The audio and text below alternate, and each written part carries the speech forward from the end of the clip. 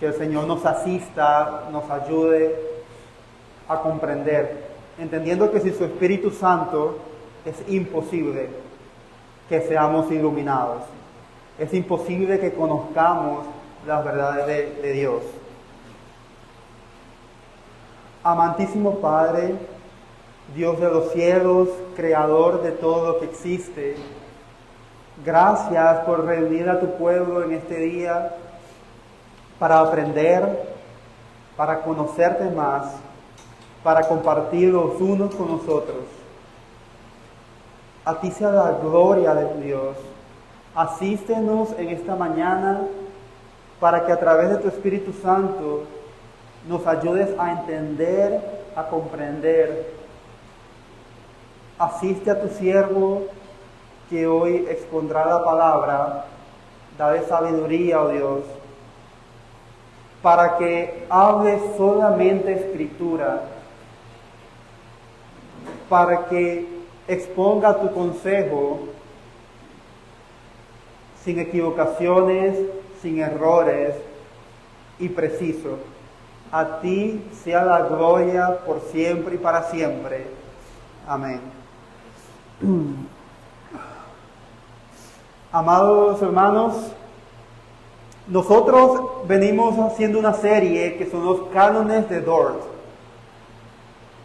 Hablamos sobre el contexto, artículo 1 y artículo 2. ¿Quién levanta la mano y me recuerda qué hemos aprendido? ¿De qué hemos hablado? Sobre la santidad, dice la hermana. Sobre el amor incondicional y sacrificial de Cristo. ¿Quién más recuerda? Pueden ser palabras claves. Una palabra puede definir mucho.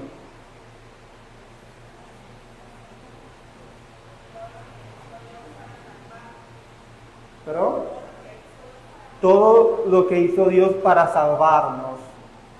Y es que en el artículo 1 hablamos sobre la condenación del hombre, la condenación universal del hombre. Y en el artículo 2, cómo Dios intervino en amor incondicional, sacrificial, para podernos salvar. Ahora leamos, hermanos, y acompáñenme a leer el artículo número 3 de los cánones de Dort, que dice: a fin de que los hombres sean traídos a la fe, Dios en su misericordia envía mensajeros de esta buena nueva a quienes le place y cuando Él quiere. Y por el ministerio de aquellos son llamados los hombres a conversión y a la fe en Cristo crucificado. Romanos 10, 14, 15. ¿Cómo pues invocarán a aquel en quien no han creído? ¿Y cómo creerán en aquel de quien no han oído? ¿Y cómo predicarán si no fueren enviados? A mí me gusta la forma del apóstol Pablo de enseñar con preguntas. Estas preguntas no son para responder. Son preguntas que ya tienen el mensaje y la enseñanza intrínseca en ellas. ¿Cómo pues invocarán si no han creído? Sin fe. ¿Cómo creerán si no escuchan? ¿Y cómo predicarán aquellos que llevan el mensaje si no son enviados? Y es porque el principal de todo el acto de la predicación del Evangelio, la raíz, el origen, es Dios, que es el que envía. Y es que el artículo 3 habla de un mensaje que transforma, hermano. Un mensaje que penetra, a fin de que aquellos hombres a los que Dios eligió sean atraídos a la fe en Cristo, ¿no? Como dijo Jesús una vez, Él dice: nadie viene a mí si el Padre no lo trae, si el Padre no lo arrastra, si el Padre no lo lleva a la fe. Y es que este mensaje, y voy a decir mensaje como 100 veces en esta enseñanza, y es porque el mensaje no es un mensaje cualquiera, hermano. No es un mensaje ficticio o algo que sucedió pero que queda irrelevante. Es una buena noticia. Y yo quiero, solamente para que no se olvide, y parece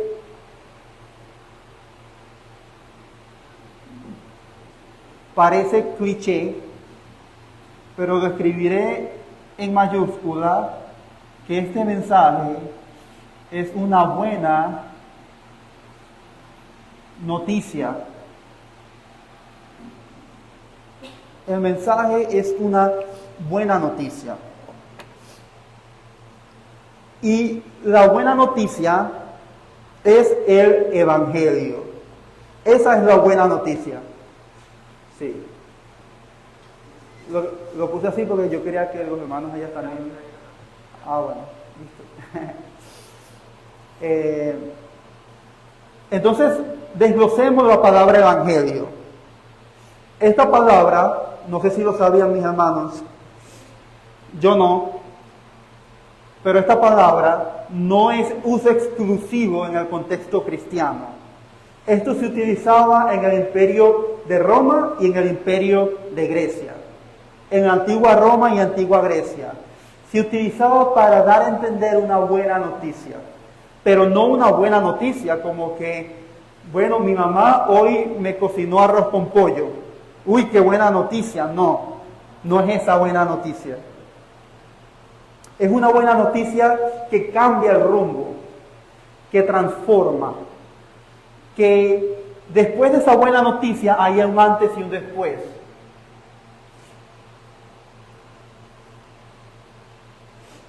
Hay un escrito, una poesía llamada, la pueden buscar, La Odisea de Homero. Es una escritura griega la cual se redactó en el siglo VIII antes de Cristo. Una literatura griega. Allí se menciona la palabra evangelio para dar a entender una buena noticia de un hombre desesperado por buscar a su padre y cuando lo encuentra, cuando escucha dónde está, ¡wow! Evangelio, una buena noticia. Ese tipo de noticias son de las que la antigua Roma y Grecia hablaban en su tiempo. Pero también se utilizaba, el imperio romano lo utilizaba también para cuando el César tenía un hijo, el nacimiento de un hijo. Y decían, esto es una buena noticia, es el evangelio. ¿Por qué? Porque si César tenía un hijo, significaba que su imperio iba a permanecer. Y decían, victoria, evangelio, ha nacido César Junior, que continuaría con el imperio. También era una palabra muy común en las batallas, en las victorias de la ciudad. Y cuando se ganaba una batalla, cuando había una victoria, el rey enviaba a un mensajero a llevar la buena noticia de que habíamos ganado. Y yo quisiera, hermanos, que imaginemos, ¿no?, la antigua Grecia, una ciudad amurallada. Se está librando una batalla fuera de la ciudad contra otra ciudad. El pueblo no sabe nada, está a la expectativa. ¿Qué va a pasar? ¿Iremos a ganar? ¿Perderemos? El pueblo sabía que si ganaban significaría paz y libertad, pero si perdían serían esclavizados. Imagínense el nivel de expectación que el pueblo tenía. Pero de repente salía corriendo un mensajero del rey. Y corriendo a la ciudad lo rodeaba, esperando ¿qué va a decir el mensajero? ¿Qué noticia nos va a contar? ¿Será que ganamos? ¿Será que perdimos? Cuéntanos. Yo me imagino a las personas mayores, mijo, habla, porque me tienes intrigado. Cuando de repente este mensajero grita, Evangelio, buena noticia, hemos ganado, la victoria es nuestra, y se hace una fiesta en la ciudad. Esa es la buena noticia de que nuestra ciudad es libre y no seremos esclavos.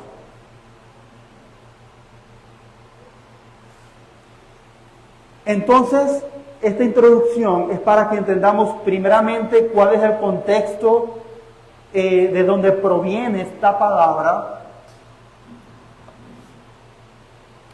Y vamos a centrarnos en este mensaje. En este mensaje. Y es que en el contexto cristiano, esta palabra cobra un mayor sentido, porque marquemos una diferencia entre cómo se usaba en el mundo grecorromano y cómo se usa en el cristianismo. Y es que el verdadero evangelio, nuestro evangelio, no es que César es el Señor. ¿Quién es el Señor? Jesucristo. La victoria no es de Roma.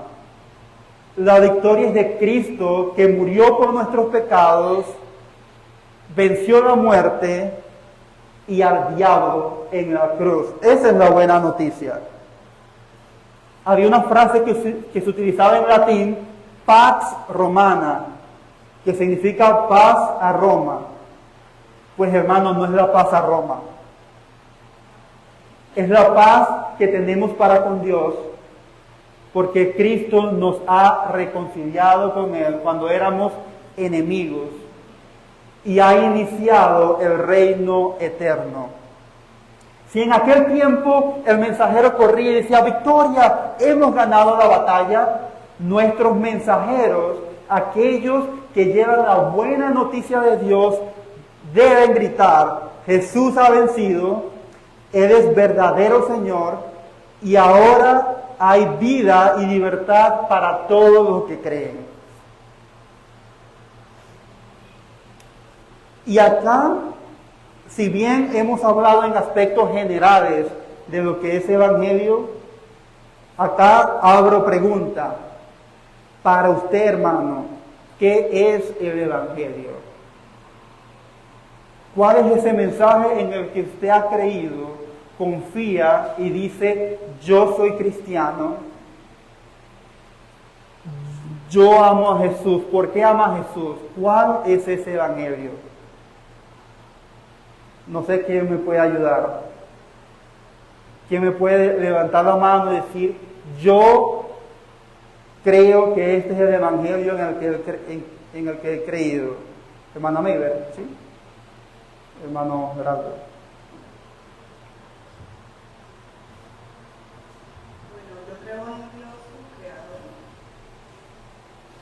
He podido, gracias a Dios, saber mi condición de pecado, y que Dios, para poderme salvar, para poderme dar esperanza, para poderme ayudar a través de mi caminar en esta vida por el momento, envió a su Hijo, no solo para ayudarme en esta vida, sino para llevarme a esa vida eterna, para salvarme y rescatarme de la condenación.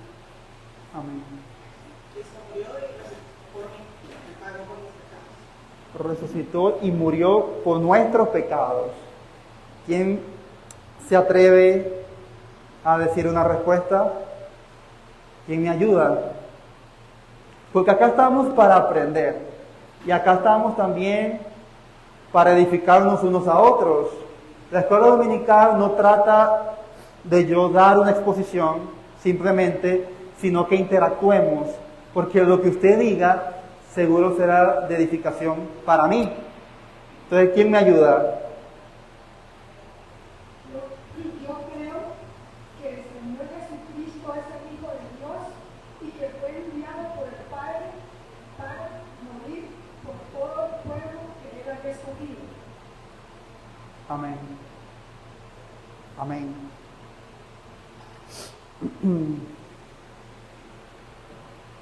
Hermano Miguel. Hermano, pues hay muchas formas de mirar lo que es la buena nueva del evangelismo. Y la buena nueva es que yo era enemigo de Dios, que era pecador y que Él decidió salvarme por su amor, por su propio amor sin ver nada en mí. Quiero citar lo que dice la Escritura en San Juan, capítulo 5, versículo 24. De cierto digo, que el que cree en mí y el que me envió, tiene vida eterna, y no vendrá condenación, porque ha pasado de muerte a vida. ¿Qué mejor buena noticia que esa, mis amados hermanos? Amén. Amén. Hay algo que todos mencionaron, y es que hablaron de la vida de Jesús, hablaron de su muerte,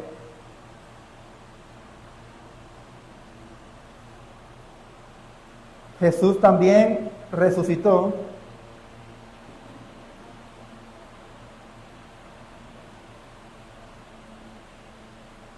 ¿Qué más hizo Jesús?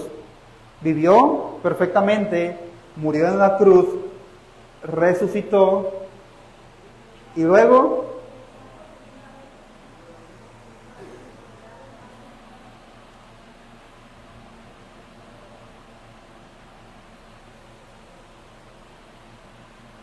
ascendió. Vida, muerte, resurrección, y Él ascendió, o su ascensión a los cielos. Esto, hermano, pasó hace 2000 años. ¡Wow! Interesante. Pues ya lo sabíamos. Pero es un hecho histórico que marca una era.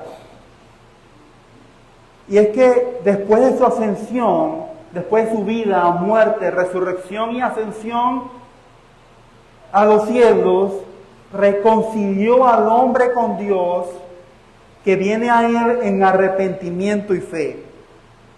Hermano, Dios mismo se introdujo en la historia para libertar al hombre de la tiranía del pecado y para establecer un reino juntamente con sus escogidos.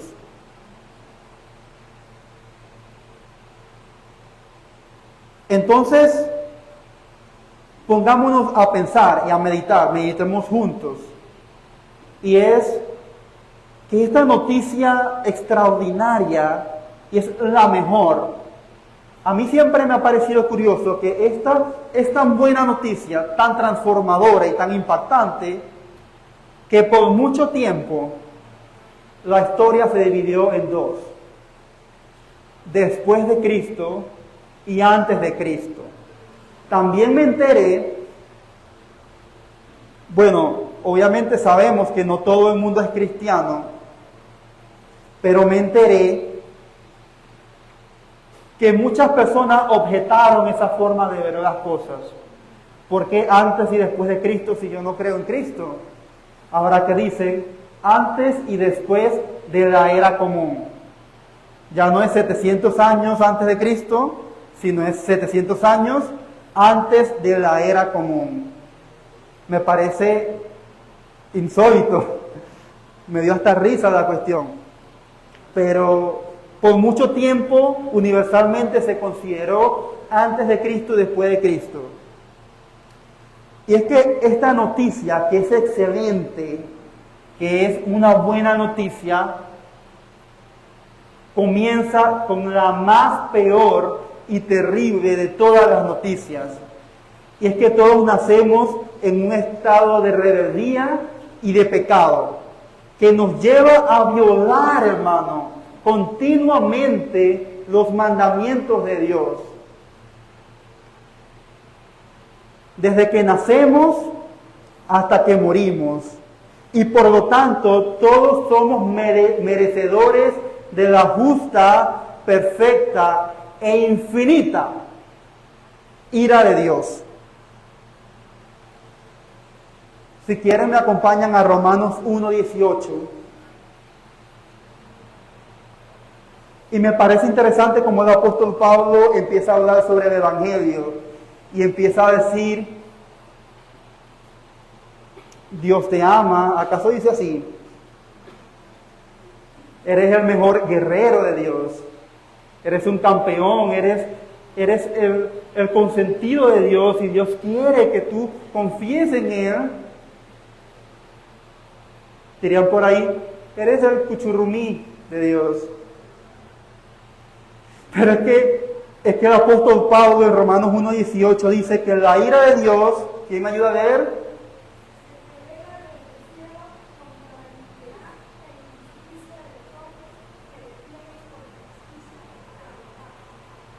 Se revela desde el cielo contra toda impiedad e injusticia de los hombres, y estos hombres retienen la verdad, no quieren creer. Romanos 6:23, porque la paga del pecado es muerte. Esta ira de Dios, este castigo, esta retribución por mi pecado estaba sobre mí. Esa era mi condición, ese era mi estatus legal. Hace unas semanas atrás hablamos de que Dios me hizo justo, santo e hijo. Tengo una postura delante de Dios ahora que creo, pero antes no fue así. Antes era terrible, hermano. El Dios poderoso, imagínense, el Dios poderoso que creó los cielos y la tierra, el universo infinito.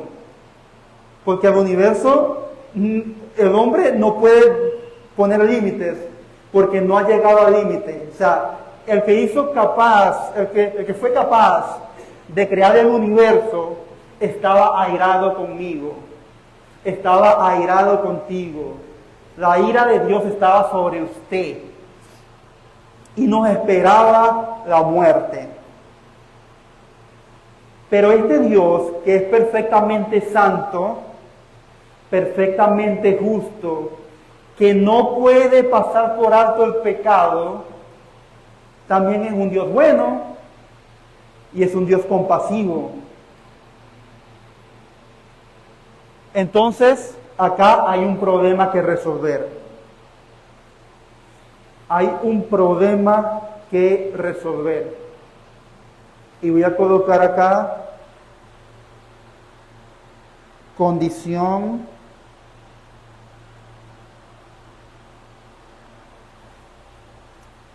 de condenación del hombre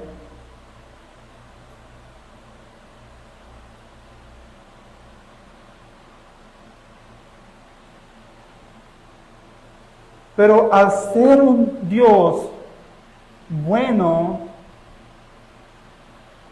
y compasivo,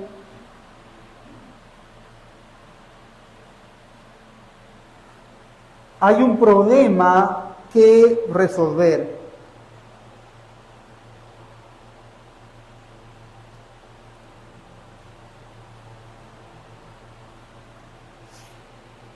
¿Quién me ayuda con este problema? ¿Qué problema hay que resolver?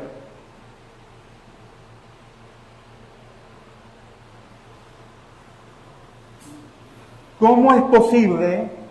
Porque estamos como analizando e interiorizando. ¿Cómo es posible que estando en nuestra condición de pecado y que la justa y santa ira de Dios estaba sobre nosotros, porque no nos arrepentimos, porque no tenemos fe en Él, pero Dios es bueno y es compasivo? ¿Cómo resuelve Dios este problema? Yo los quiero salvar, pero no puedo atentar contra mi justicia y contra mi santidad. Y es que Dios envió a alguien de valor infinito para pagar nuestra deuda, sufriendo en nuestro lugar el castigo que todos merecíamos por nuestros pecados. Así fue como Cristo se hizo hombre, que Cristo es la segunda persona de la Trinidad y tomó para sí una naturaleza semejante a la nuestra. Se hizo humano, pero sin pecado. Él cumplió toda la ley de Dios, los mandamientos morales de Dios, desde la cuna hasta la tumba, y luego murió. ¿Hasta ahí está bien? ¿Estamos claros? ¿Qué más hace falta? ¿Qué más hace falta en este glorioso evangelio?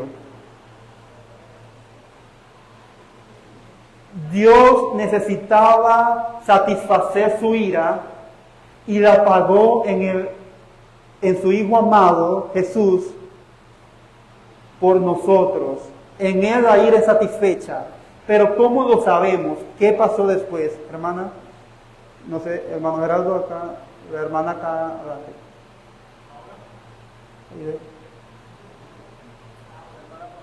La hermana Paola. Bueno, estos términos pues prácticamente son, o sea, a pesar de que los había escuchado, no tenían como tanto énfasis en qué significaba en la vida de Dios. No, que Dios no está retirado porque siempre escuchamos el Evangelio, que Dios es amor y que siempre es perdonar y tiene un plan maravilloso para ti. Y entonces cuando ya esos meses empecé a escuchar que Dios sí estaba una era santa, que era su enemiga, ¿sí? Y que Dios, en los atributos de Dios estaba el ser justo, o sea, como ese paralelo, ¿sí? El ser justo, pero a la vez misericordioso, y que cómo puede ser un Dios justo pasar por alto por el pecado, o sea, entonces no sería justo. Entonces que por eso mandó un sustituto que pagó el precio por esos pecados que yo cometí. Entonces, ¿cómo pudo reconciliar Dios por el pecador? Por un intermediario, que es Jesucristo. No entiendo luego para ver. Sí, claro. Sí, no, y está muy bien, porque se nos ha enseñado que Dios es amor. Pero preguntémonos, ¿acaso su amor deja de lado su justicia? Dios deja de ser justo para amarnos. Por eso el plan de redención. Por eso es que era necesario que Cristo viviera una vida perfecta para ofrecerse por nuestros pecados. Alguien de valor infinito murió por cada uno de nosotros para que nosotros fuésemos absueltos, para que nuestros pecados fuesen perdonados. Porque alguien ya murió.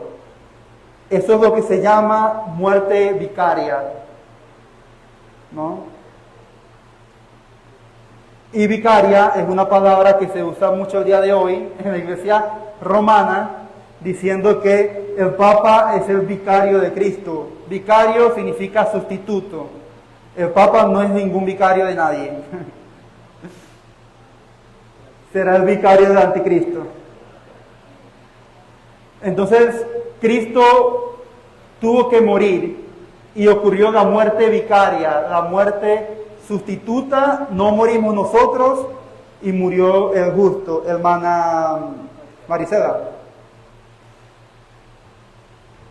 Usted hacía la pregunta de que después de que Jesús murió, ¿qué pasó? Y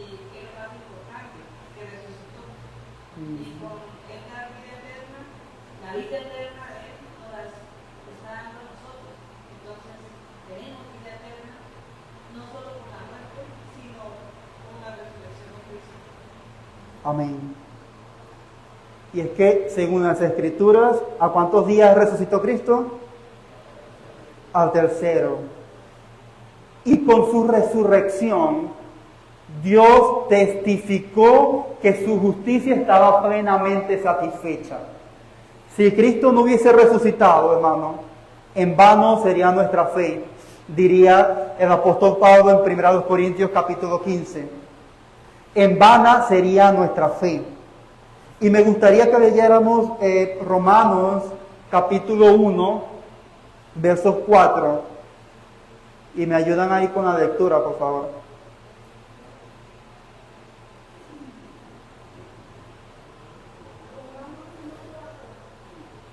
Que fue declarado Hijo de Dios con poder según el Espíritu de santidad por la resurrección de entre los muertos. Y esa frase, cuando yo la estudié, me parece muy interesante, porque dice, Jesucristo fue declarado Hijo de Dios por la resurrección. Pregunta, ¿eso significa que antes de su resurrección no era Hijo de Dios?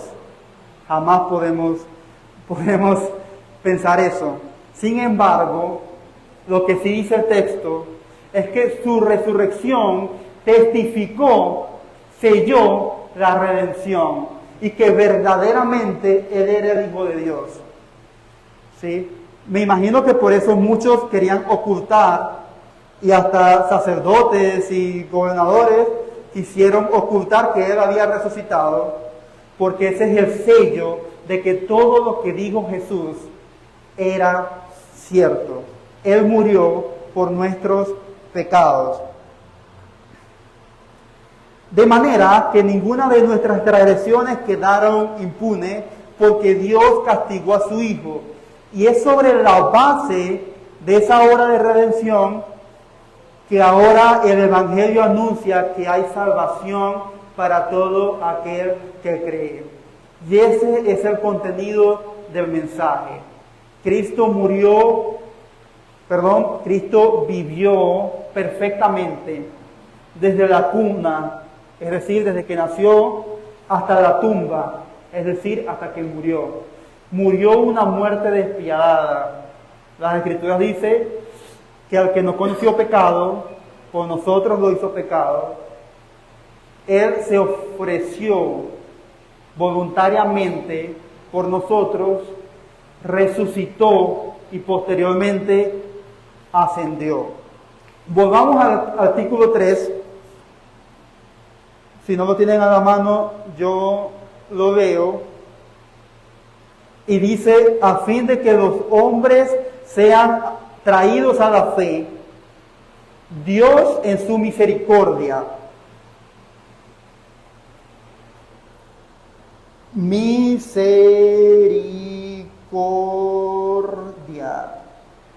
Dios en su misericordia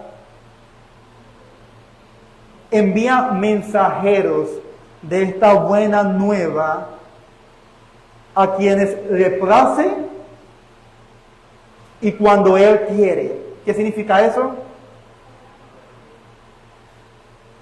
Una palabrita. Soberanía.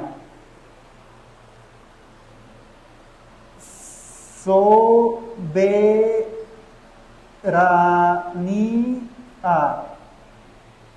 Bien.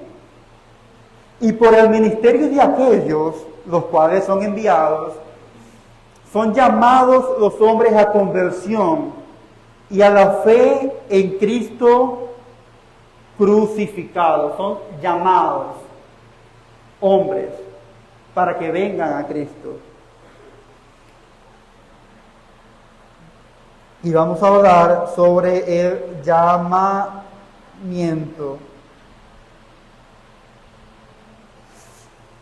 Y es que el Señor, en su mensaje, primeramente, es un mensaje de misericordia, de compasión.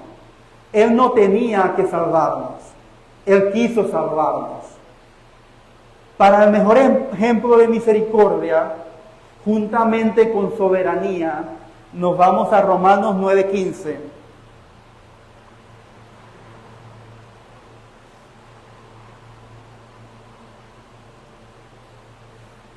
Libro de Romanos, capítulo 9, verso 15. ¿Quién me ayuda?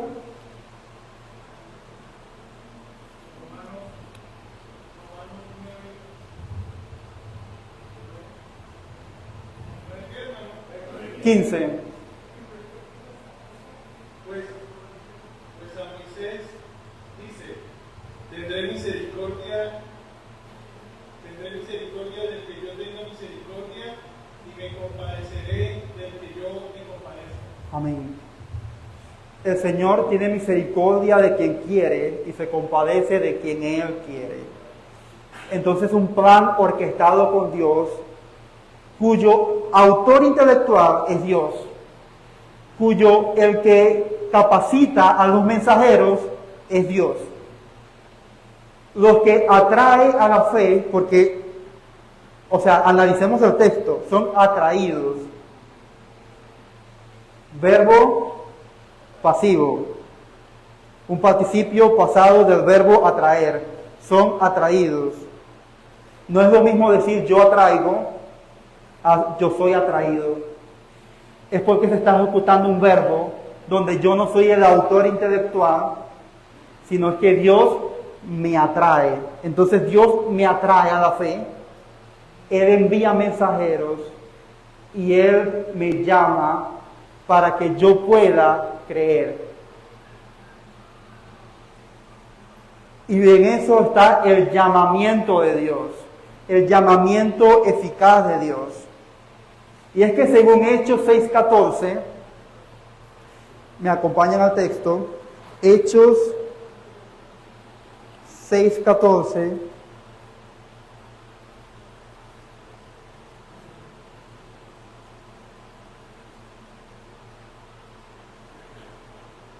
¿qué dice?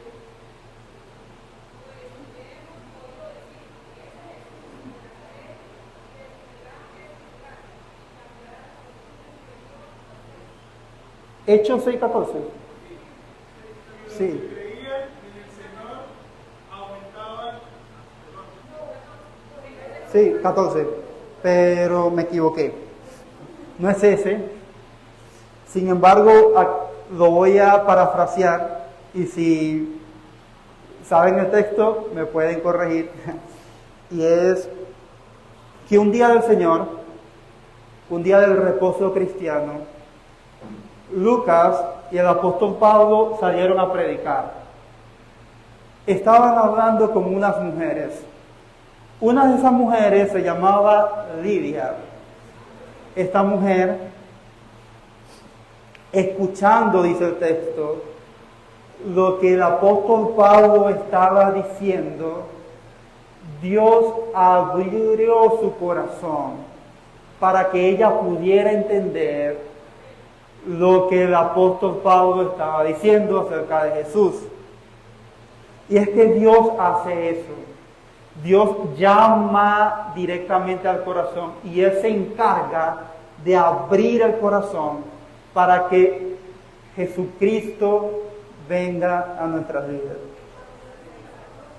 Hechos 16, me faltó uno. Gracias hermana. Hechos 16:14. Para que lo puedan anotar. Y ese es el mensaje de redención para el pueblo de Dios.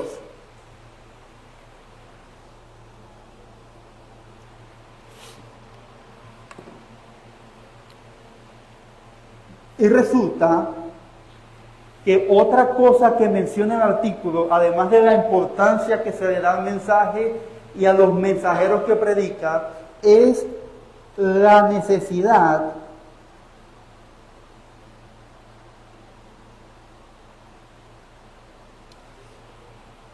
de escuchar.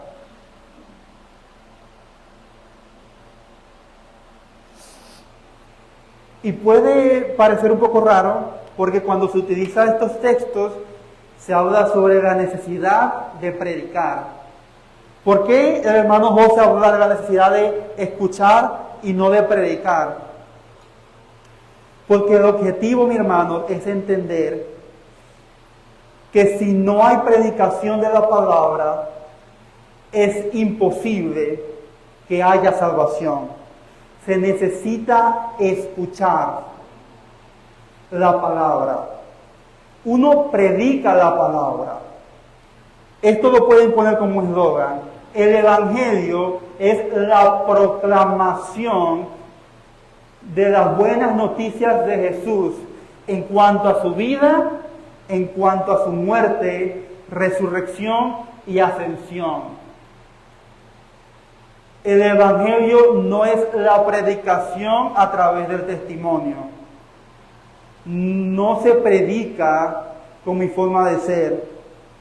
Yo puedo vivir el Evangelio y eso se da como resultado en las buenas obras. Yo vivo el Evangelio, pero no estoy anunciando nada. Lo digo por si habemos personas en las cuales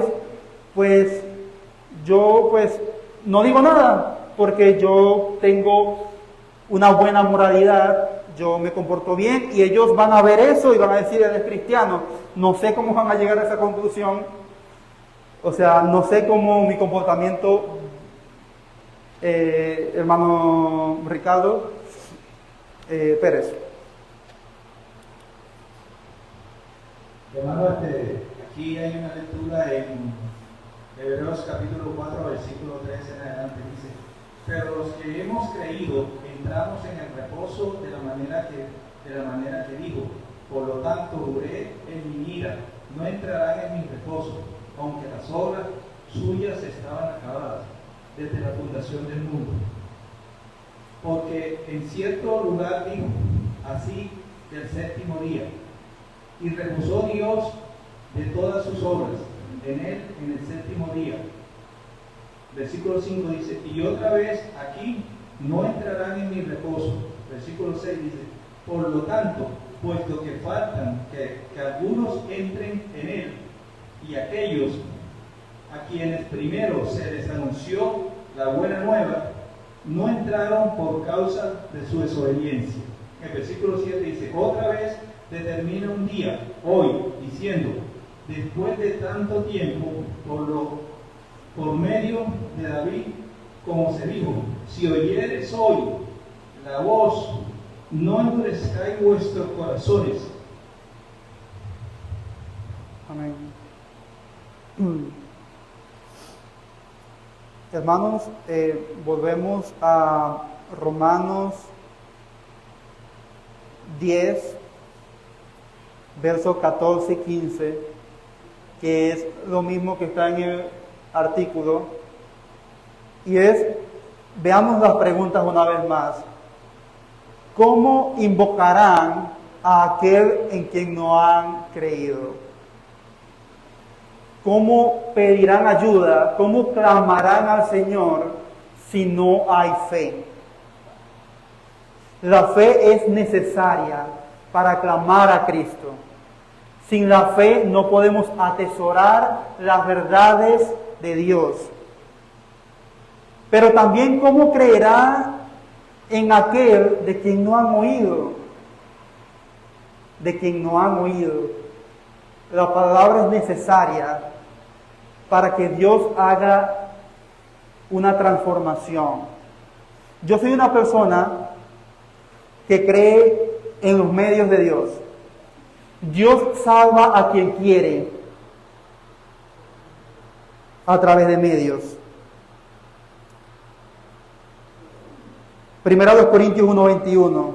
Y le plació a Dios salvar a los creyentes por la locura de la predicación. Y el medio que Dios ha establecido es la predicación de su palabra. Salva a quien quiere cuando sea, sí. Pero si Él quiere salvar a alguien, donde sea, cuando sea, lo hará a través de su palabra, porque es lo que Él ha designado. ¿Y cómo predicarán si no fueren enviados los mensajeros? Entonces acá vemos una cadena. Y es que Dios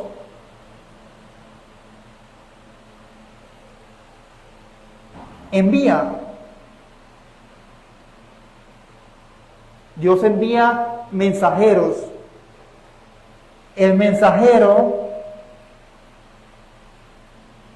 predica. Después de que el mensajero predica, la persona oye. Luego de que la persona oye, Dios le da fe, cree. Y solamente es ahí que invocan el nombre del Señor y son salvos. Si quitamos un paso, un proceso de esta cadena, es imposible que haya salvación, ni invocación. Si Dios no envía, no hay quien predique. Si no hay quien predique, no se escucha la palabra de Dios. Si nadie oye, nadie cree. Si nadie cree, el nombre del Señor no es invocado. Y por lo tanto, no hay salvación. Y como conclusión, mis hermanos, quiero, porque estamos en los cánones de Dort, ¿cómo podemos ajustar esto? Por ejemplo, a la elección incondicional de Dios,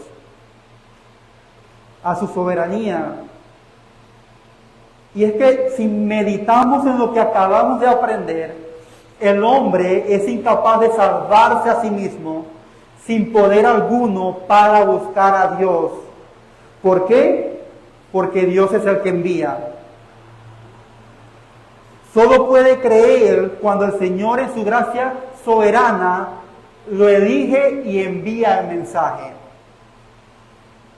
La elección incondicional garantiza que aquellos a quienes oirán y son llamados eficazmente, creerán e invocarán a Dios. Porque fuera de ese mensaje divino y de esa obra no hay posibilidad de salvación. Hermano, no espere que su familia crea si usted no les predica. No cree que su entorno laboral, sus compañeros de trabajo, cambien su forma de ser si usted no les predica. Diría Paul Washer, yo no puedo tener amistad con un inconverso. ¿Por qué? Porque si le predico y se convierte, será mi mejor amigo, pero si no, será mi enemigo. Y es porque el mensaje de Dios es como un ruido feo a aquellos que no creen y les incomoda. Y ahí hacemos un paralelismo entre Dios es soberano, Dios envía, es el autor, pero usted es responsable de enviar el mensaje. Usted de enviar, no, de predicar el mensaje. El mensaje es enviado por Dios, usted es el responsable de predicar. Y si Dios en su soberanía quiere que su mamá, que su hermano, que su hijo se salve, Él lo va a hacer. No sabemos. Predica. Es necesario que ellos escuchen. No importa si te desprecian. A Cristo lo despreciaron más y lo escupieron. Entonces, esa es la enseñanza de hoy, para que entendamos la importancia de ese mensaje divino y como respuesta da la fe. Sin mensaje no hay fe en los hombres. No sé si, hermano, alguno tiene alguna pregunta en estos 7 minutos que faltan. Hermano Moisés.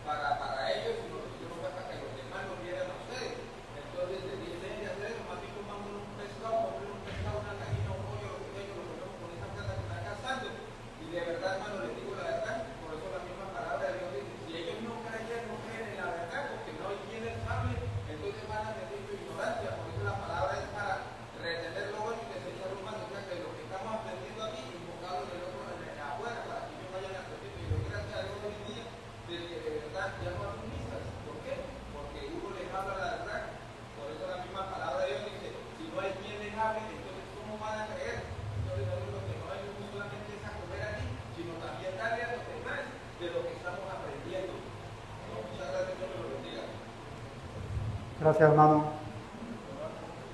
Hermano Manuel. Hermano Gerardo. Hermano Manuel. Gracias, buenos días, mis hermanos.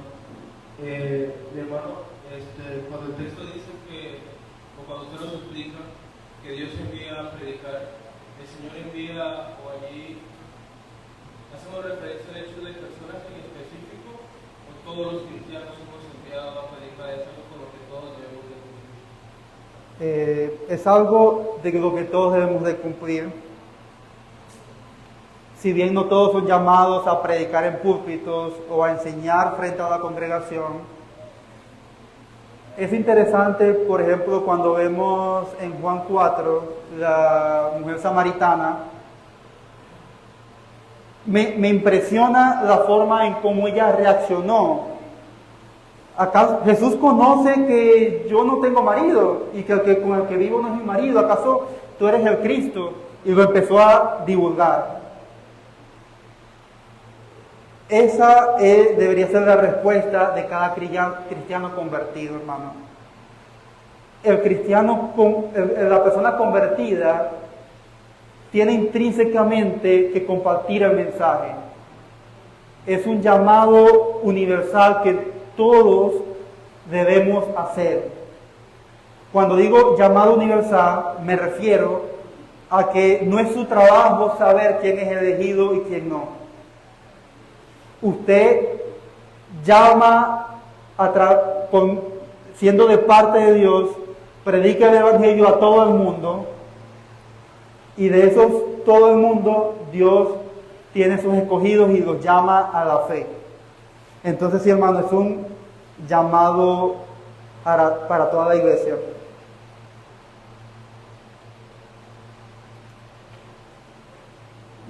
No da tiempo para las preguntas que traje, sin embargo, para todas, pero sin embargo, el hermano Miguel se emociona. ¿Cuál es la cadena, según lo que vimos, de salvación que presenta Romanos 10, 14 y 15?